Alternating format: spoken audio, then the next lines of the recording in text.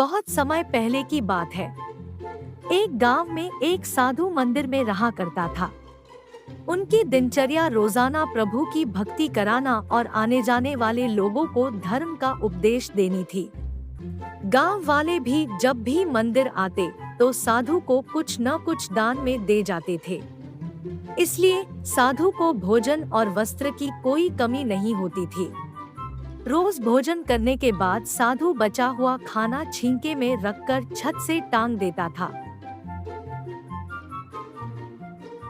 समय ऐसे ही आराम से निकल रहा था, लेकिन अब साधु के साथ एक अजीब सी घटना होने लगी थी। वह जो खाना छींके में रखता था, गायब हो जाता था।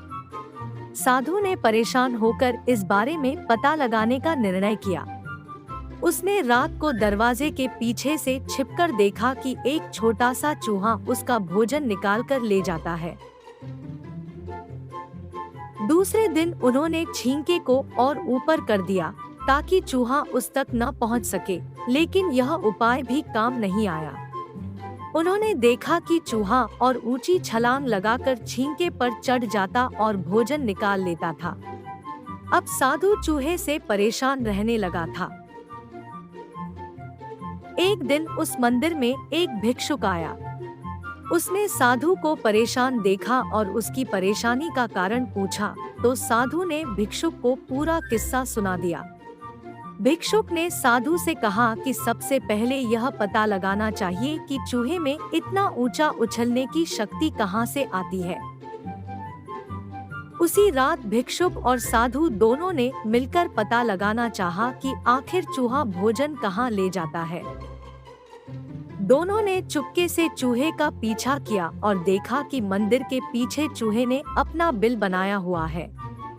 चूहे के जाने के बाद उन्होंने बिल को खोदा तो देखा कि चूहे के बिल में खाने पीने के सामान का बहुत बड़ा भंडार है।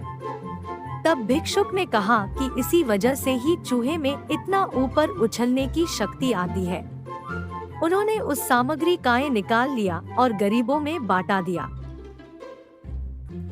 जब चूहा वापस आया तो उसने वहां पर सब कुछ खाली पाया तो उसका पूरा आत्मविश्वास समाप्त हो गया। उसने सोचा कि वह फिर से खाने पीने का